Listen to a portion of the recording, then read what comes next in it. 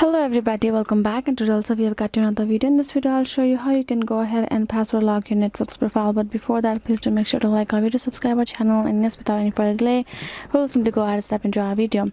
For that purpose, let's go ahead and open our phone browser. For example, I'm already here in my browser and got logged in to my account, so make sure you also do the same. Once you're done getting logged in, what you will do is simply go ahead and tap on this three horizontal line given on your left side of your profile.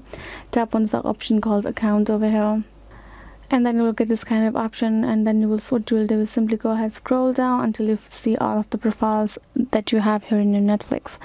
Once you get the particular one, if you want to lock a certain one, go ahead, tap on that. For example, you can see two profiles are already locked. So if you want to lock this one, tap on this arrow icon, down arrow icon, go ahead, tap on this option called profile lock, tap on it, and now you will be able to find this kind of option. What you're going to do is simply go ahead, enter password, tap on this continue option, and now you just check this option. Now you will add a pin and once you tap on add that pin, tap on save, you will be able to create a pin and lock your profile right there on your Netflix.